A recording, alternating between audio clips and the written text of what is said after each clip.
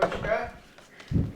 So Chad, last few games, it seems like the offense is starting to find its rhythm. I mean, is that true? Coaches like where it is going, and how much more can it?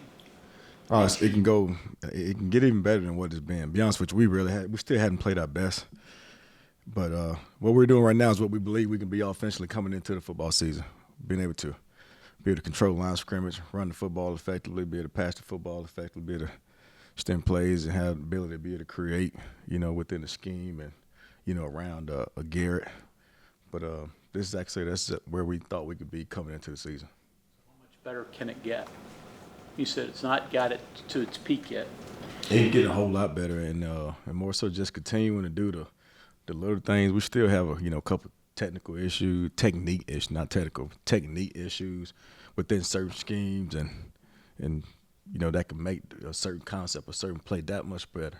Because sometimes in some certain places, certain positions, certain people can strain just a little bit more harder to make a play go that much further than what it happens. The running back guy, I'm sure you saw that stat, showed it to the players. 11 straight games with 140-plus yards rushing. Considering the different guys that you've had up front, the different guys that are running the ball, it's kind of a team deal, isn't it? Absolutely. Complete team deal. It's a testament to Coach Moore and the guys up front, and those guys being able to plug and play. Obviously, had a lot of injuries in that room, and it's the next man up. Same thing in my room. It's credit to those guys, preparing and paying attention and practice, and execute plays in which they should be within practice, like their game reps, and it's also a testament to the Garrett at the quarterback spot, not taking negative plays and what in the past would taking an unnecessary sack that would cause you to lose yards. Is doing a phenomenal job extending plays with his legs. Chad, last week you had said throughout practice you were going to be on Jaheim every step of the way. Every step of the way. Positive results. I'm assuming you like what Absolutely you saw. positive results, and I did that exact same thing. Exactly what I told you. I was on him every step of the way. He had his best week of preparation, and I know he's productive in the game.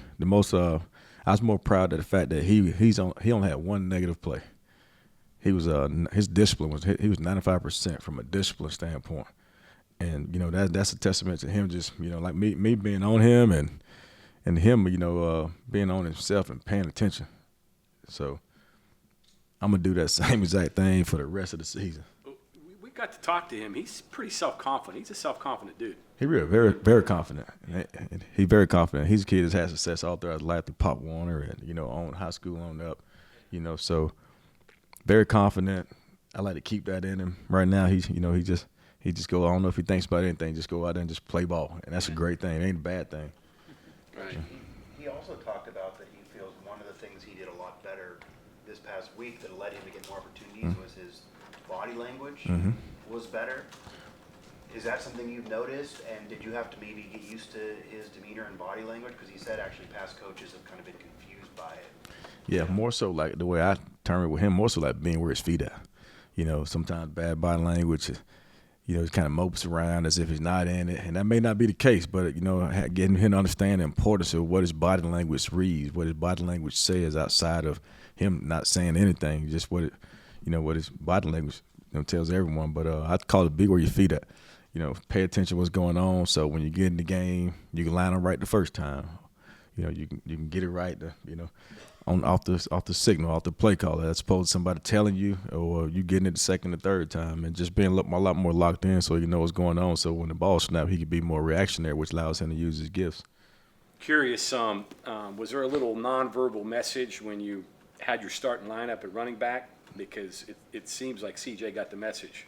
Yeah, absolutely. It exactly was a message. He did get the message, and it's more of us. It's one of the reasons why I like to say we won this game. I think I put something out where I'm very proud of how this team played. It's more of a team versus a need, or a team versus a we deal. You always got to do what's best for the football team, and he absolutely did get the message. And he responded.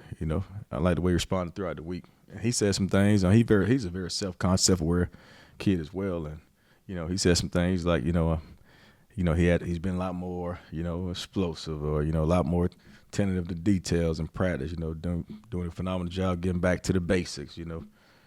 So he's very self-aware, and he worked on all the things last week, and he responded really well. He said he ran a little mad, too. I think you want him to run mad, right? Ain't no doubt. That was the message, and he responded. He did.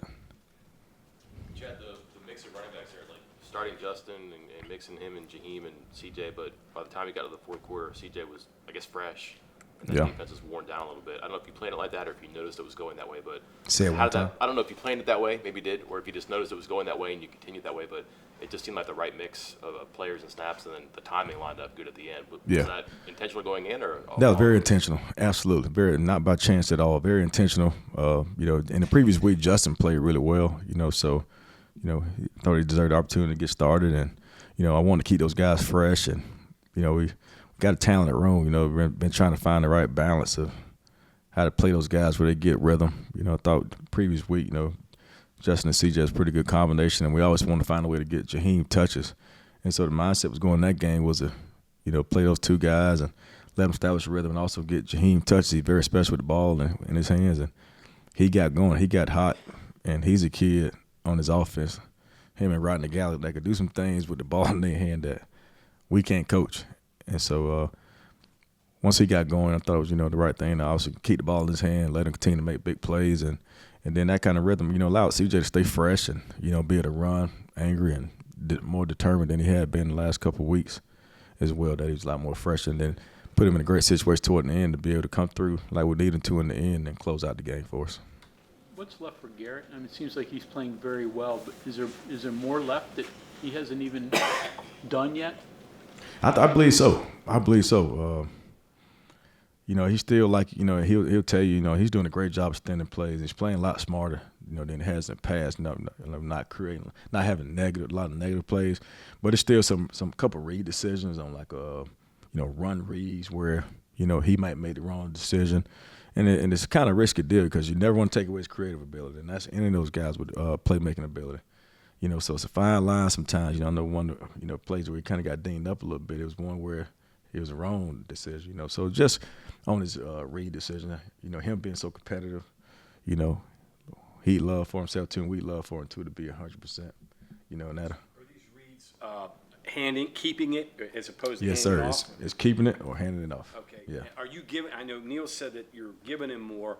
Are you giving him things where he can change the play and see something and get him either in a different direction or a completely different play? Nah, we'll look that stuff for him. We'll look that for him. We hadn't gone that far to give him the ability to change it on his own. Now within certain pass plays, he can check a route or whatnot to a receiver.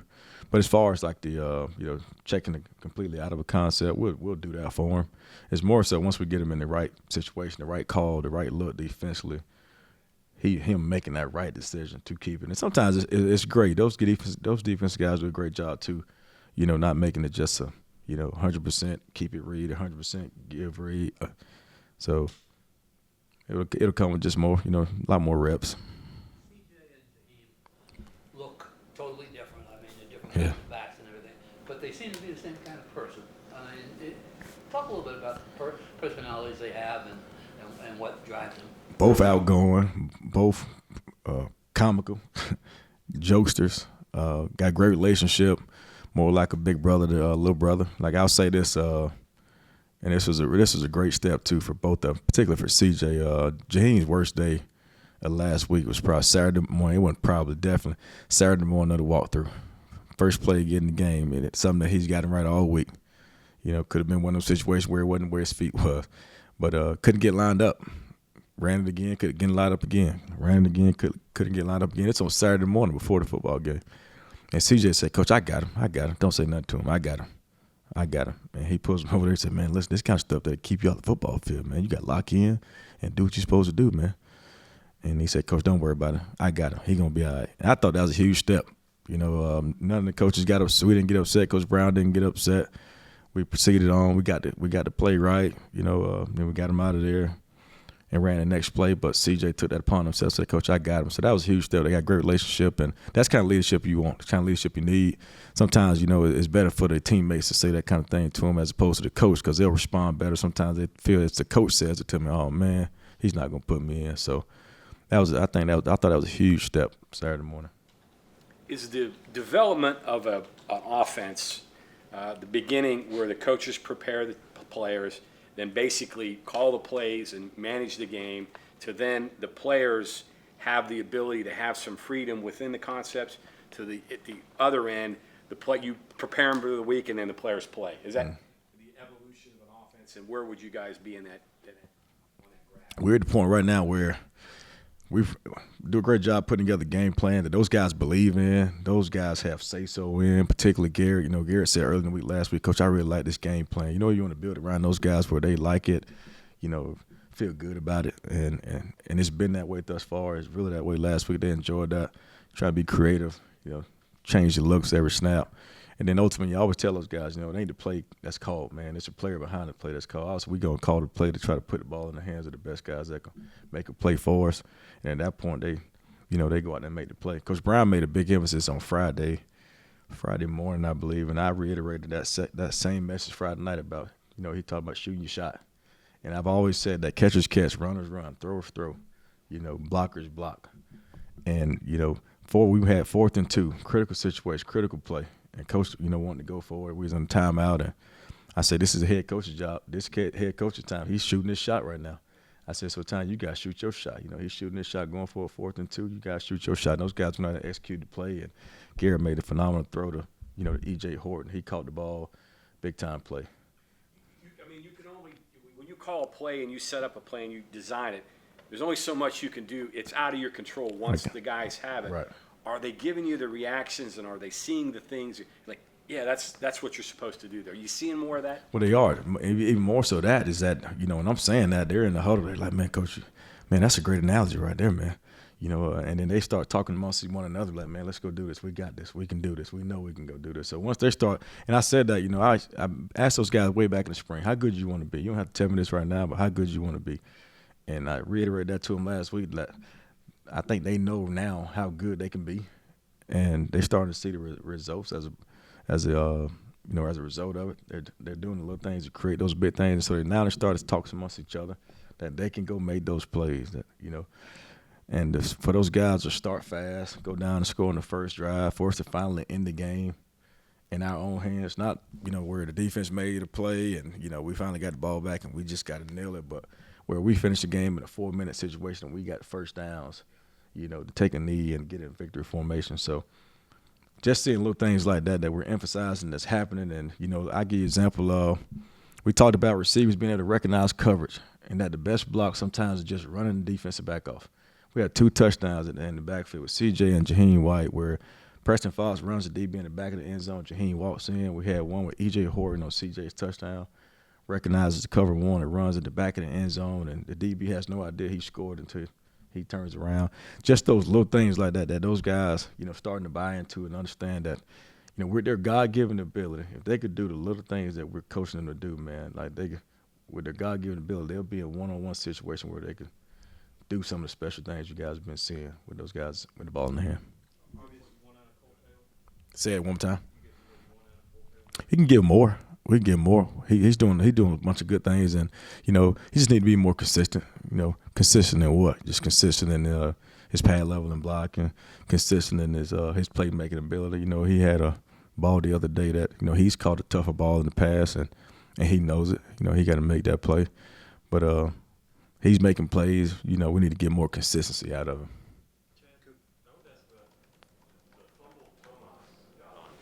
Huge, critical. How do you coach that? Because watching it back, it's like he just knew it was there. Yeah. How do you coach that?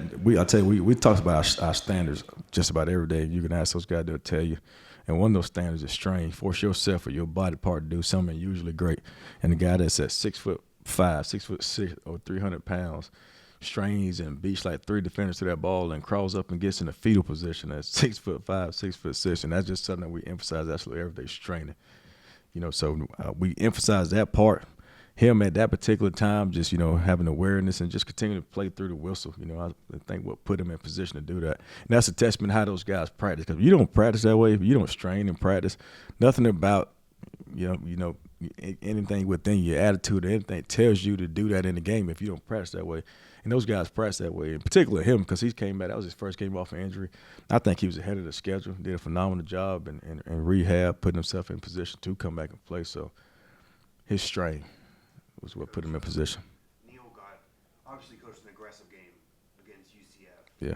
Now, Neil's calling plays, but what does that do for you? Does that do for the offense when he gets that aggressive? And have you, because you're part of the planning and things like that, of what plays are going to be called, what type of coach would you say you are in terms of that aggressiveness? Same way. Yeah, actually, I tell them sometimes, great call, coach. What should we call that play, coach? We want him to be that aggressive, give him great encouragement to do it, that we back him up, and that is the right call. And again, and that's something that we emphasize with those players. We're going to prepare you guys well. You're going to know the plan. It's going to be simple. It's going to be effective. Don't be cautious when we call the plays. Go out there and execute it. And it ain't the play that's called. It's the player behind the play that's called. And then us giving, coach that back and that is the right play call. And, it shows, sometimes they work, sometimes they don't. But, what it does for our football team, for our offense, it shows those guys that the coaches have the trust and belief that they can go out there and make plays in crucial situations, on crucial downs, critical parts of the football field. And with the self-awareness that we have on offense with our guys with experience and the character of those kids, those kids go back and look at it and they'll come in and they'll say, well, Coach, I should have made that play, or thanks for believing in me. And that confidence alone from us to down to them is going to allow us to put us in position to go be as good as we're capable of becoming. Chad, you guys have moved Garrett outside a little bit more lately. Yeah. It's not new, but more. Is that just because you all trust him to make the right decision more? Absolutely. Absolutely. Yeah. What works for him? Because it really stresses the defense, it looks like. Mm-hmm. They guys everywhere, but a lot can go wrong there. A lot can go right. Right. How has that worked out? It's worked out great. And the thing I love about it, he can sit in the pocket. He sat in the pocket and made big plays throwing the football. He sat in the pocket and, found checkdowns that, have turned into some big plays. And he's left the pocket and made big plays with his legs. And one of his areas of growth is that he's left the pocket and kept his eyes downfield and made a phenomenal throw for a big play or a touchdown with the receivers doing a great job scrambling downfield. I emphasized him the other day. One of the things he did phenomenally, last week we was in a walkthrough, and he threw a ball kind of like off balance. I'm like, what are you doing? Why you throw the ball like that? He said, Coach, I was simulating getting pressure in the game. And I don't know if you guys remember, I think it was 2nd and 1. It was in the score zone. He rolled out to the right. He threw a off-balance throw to Devin Carter right on the sideline.